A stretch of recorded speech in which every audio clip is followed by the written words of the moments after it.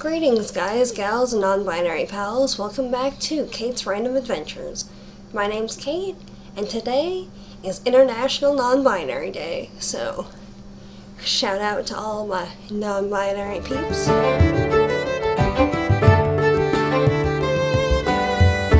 It's been a recognized day since 2012, and is situated in the middle between International Women's Day and International Men's Day, which works because non-binary is kind of in the middle, or neither, or both, or whatever your particular interpretation for yourself is.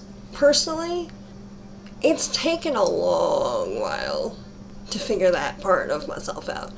Most of my high school, young adult years was focused on trying to figure out religion and sexuality and stuff, and I wasn't actually aware of, or rather, rephrase that, I was fully aware of my non-binary identity since pretty much puberty or before that, really, but I didn't have the words for it, and for that I'm really thankful for the last couple of years and the kids coming up now who have embraced all aspects of their identity, because there's a lot more words that have been coined in the last few years that weren't really a thing even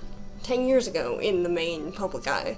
That's not to say that non-binary people are a new thing or a fad, because some individuals have been banding that one around, and not accurate at all. People have been around for literal millennia, so like the dawn of humanity, pretty much, from what records have shown. And there's examples of a third gender or non-binary or gender non-conforming people in most, if not all, cultures to some degree at given points in history. For my particular experience, I think the first clue, really, was that it didn't feel like my physical body matched the mental body. That seems to be a common theme in a lot of trans narratives, which I'll touch on in a second. But it also felt like, and throughout high school, like the entire time, and not as much after that for whatever reason, but for high school and bits of university, it was like the Kate ship, if you will, because that's what I ended up thinking of it as. But the Kate ship was manned by a male and a female being, because there was times that it was like all femme with certain persona traits, and there's other times that it was all masculine with certain persona traits. But then there was also times that it was like just all the things together, which seems to be mostly what I've settled into, which works because I was starting to think I was just going nuts, and now it's not so much that as that was the only filter that I had to really figure myself out. But it was to a point that they each had their own names, and that persisted into when I first started writing. It felt like it was one of the two sides that was writing, not me. So that's the pseudonym that I ended up going with at the time. So take that as you will. Feel free to comment whatever on that. And I know it's not like dissociative identity disorder. We'll head that off right now. Or multiple personalities, as it's colloquially called. Because in every, there's probably a few variants in there, but in almost every instance, you don't have recollection of what's occurred when the different personas have control of the body. And in my instance, everybody was talking to everybody else, but it's been a journey. I'll say that. And to anyone who is a bit older and just now figuring themselves out because of any number of issues or situations or scenarios that you found yourself in, you're valid still. Even if you're just figuring things out, you're still valid. Like, I'm 32. As of last month, I'm 32. And it wasn't until November that I realized that. So, yeah. Might take a while, but you get there. Yeah, because I know growing up in the 90s and early 2000s, trans people were around, but as I've heard a few people comment in other videos, trans culture was mostly seen in the form of off-color jokes in shows, or something to watch out for because they'll trick you into whatever. So basically all the really bad stereotypes that no one really wants to be associated with. Yeah. Great representation on that one. I know for a lot of my early life it was girly things are awesome. Mostly because I was a girl, so therefore was supposed to like girly things and pink and whatever. I mean, I wasn't that mad at it because rainbows are awesome. And living in the 90s, Lisa Frank kind of took over the entire school supply section. And if you're not familiar, it's this. And animals were my demographic in apparel and stationery. And sparkle glitter things because rainbows.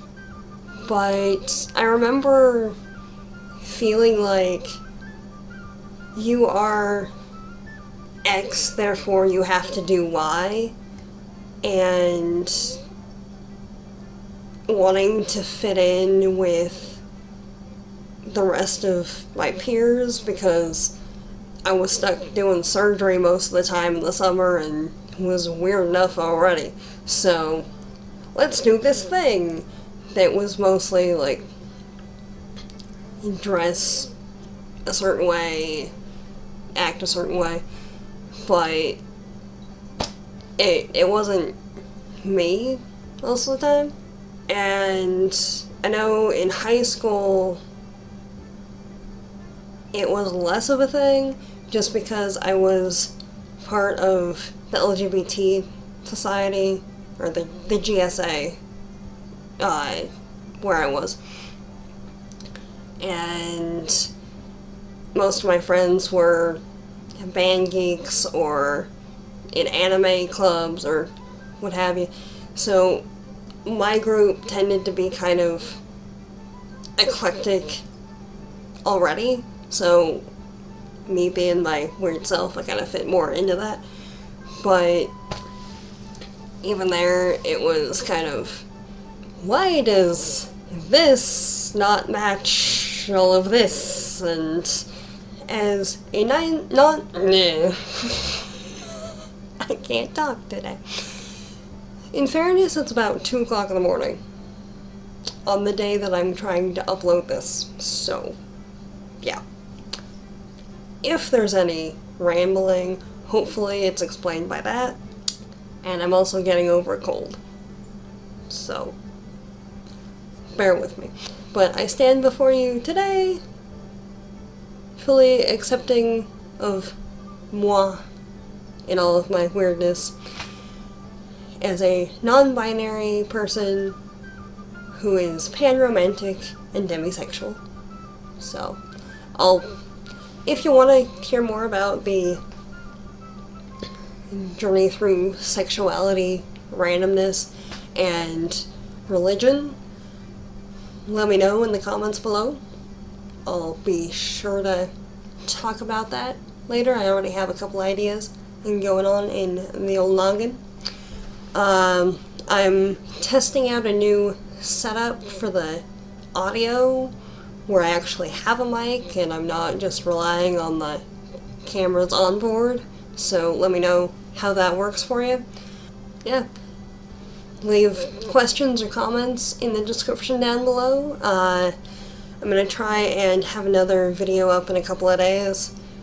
I've got a whole lot more of the DIYs from Pride Month that just haven't been uploaded yet because editing and time and stuff.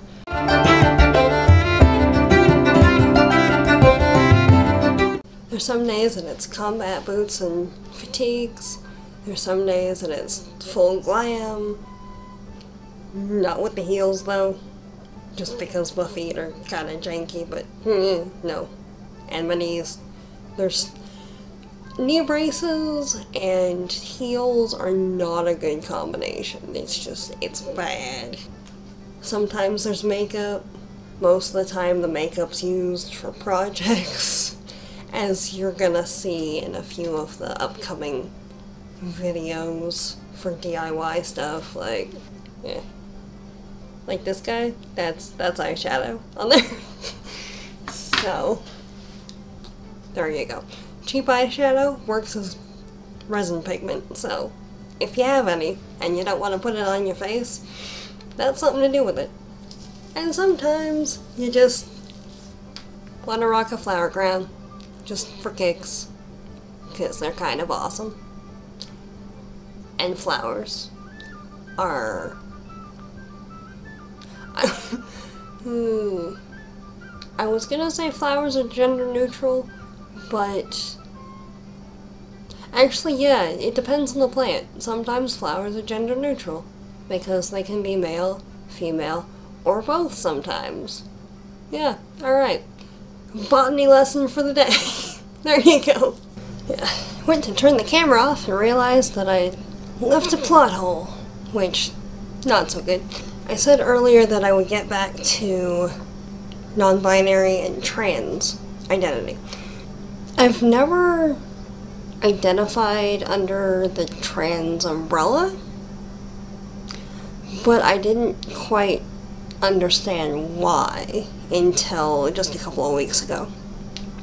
So, it's one of those things that if you don't have all of, like in my experience at least, if you don't have all of the characteristics that go with a certain identity or a certain community or a certain persona or what have you, then that label isn't for you. And it wasn't until I saw a interview between Jackson Bird and Gray Hardell that was filmed, I don't know, 8 months ago, that it really finally clicked. Because what they were saying was non-binary people are often told that you aren't trans enough to do something. And that really resonated, because I remember being in my university's LGBT society and being told that, oh, bisexual people yeah, they're not a thing. Bisexuality isn't a thing. You have to pick a side. You're just like deciding to be gay, or you're just like you're trying to be gay, but you're not really. You're just half gay. Haha. Like no. Mm-mm. And I'd always thought of it as transgender identity being you're this, you are becoming that, but the word itself is change. It's transient. It's not that transgender identity is transient, but like there's change implied in the title. There's a fluidity implied in the title, that you're creating your own identity, your own sense of self, because you have to. Because that's not something that society has ready-made that you can just go, ah yes, that is me. I'm still kind of iffy about using the term, but I don't feel so isolated from it. And I'll get back to you later. I've got another channel, if you're not already aware, where I talk about plants and other science things that'll be linked up here, and a video that YouTube thinks you might like from this channel is over there, and the last one is over here, and so I'll see you next time. Stay safe, be awesome. Bye!